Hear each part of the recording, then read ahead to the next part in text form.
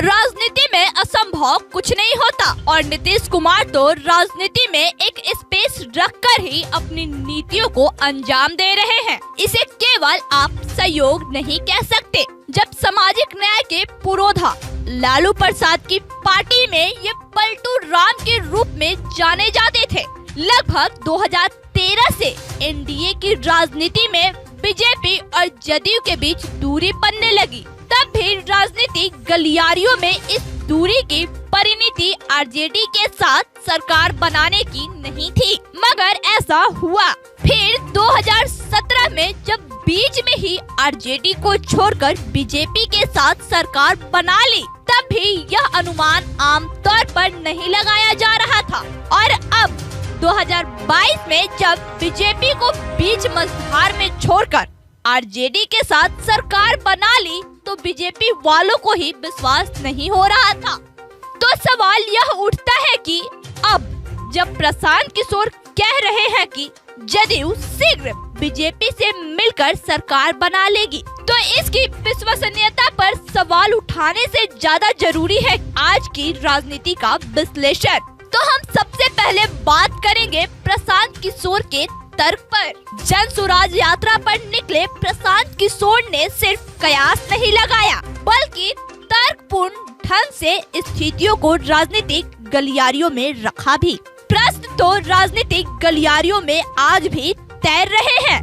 जब गठबंधन में नहीं है, तब हरिवंश राय का राज्यसभा में उप सभापति बने रहना एक संदेह तो पैदा करता है। पीके का साफ कहना है कि नीतीश कुमार अपनी बातों को हरिवंश नारायण द्वारा पहुंचा भी रहे हैं और पीके तो विपक्षी एकता के मुहिम पर ही सवाल उठा रहे हैं कि इसके बहाने नीतीश कुमार अपने भीतर की इच्छाओं को फलीभूत करने को स्वांग भर रहे हैं और किसी पल बीजेपी के साथ जाकर एनडीए सरकार का नेतृत्व संभाल लेंगे। वहीं लालू राबड़ी की सरकार पर मुखर भी हुए नीतीश। स्वास्थ्य विभाग के एक कार्यक्रम में बुधवार को नीतीश कुमार ने जमकर लालू राबड़ी की सरकार को कोसा। बगैर नाम लिए नीतीश कुमार पत्रकारों को संबोधित करते हुए उन्हीं से पूछा कि याद है ना, पहले शाम 6 बजे के बाद दुकानें बंद हो जाया करती थी, लोग सड़कों पर नहीं निकलते थे, अपराधियों का बोलबाला था। ऐसा तब कह रहे थे जब नीतीश कुमार के बगल में तेजस्वी यादव भी बैठे हुए थे। नीतीश कुमार बार बार तब के कुछ शासन को जनता के सामने परोसने के लिए पत्रकारों से आग्रह कर रहे थे। नीतीश कुमार लालू राबड़ी सरकार की आलोचना यूं ही तो नहीं कर रहे होंगे। वहीं उपचुनाव में जदयू की उदासीनता देखिए। राज्य में हो रहे मोकामा और गोपालगंज विधानसभा के प्रति पूरे जदयू का ही नजरिया उदासीन है।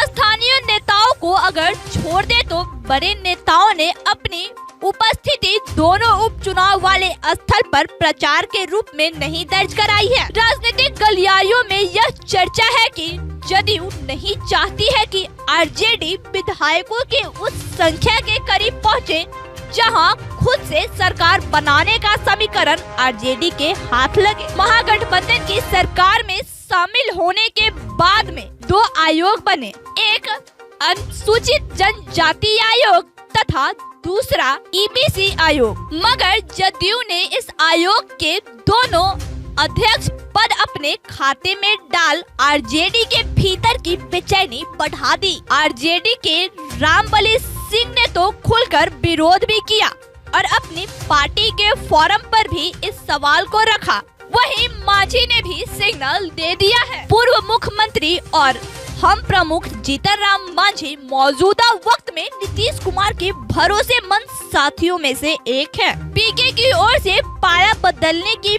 बात कहने के बाद अब मांझी ने भी कुछ ऐसा ही बयान दे दिया है। मांझी ने नीतीश कुमार की तुलना भूतपूर्व सीएम महामाया प्रसाद से की है। मांझी ने कहा कि महामाया बाबू ने भी कई बार पाला बदलकर सरकार बनाई। मांझी ने 1967 की याद दिलाई जब महामाया प्रसाद सिन्हा अपने पार्टी के इकलौते विधायक होते हुए भी सीएम बन गए। मांझी के हिसाब से जनहित में पाला बदलना अच्छी बात है। वहीं बीजेपी के भीतर भी है नीतीश का इंतजार। ऐसा नहीं कि बीजेपी को नीतीश कुमार के लौटने का इंतजार नहीं हो। बीजेपी का सहज गठबंधन जदयू के साथ रहता है। बीजेपी नेताओं के पिछले दिनों ही बयानों को देख ले तो जो आक्रामकता आरजेडी के प्रति हमलेवार होने में रहा, वह आक्रामकता नीतीश कुमार के विरोध में नहीं रहा। बीजेपी की नीतियों में एक और परिवर्तन का भी आकलन करना होगा कि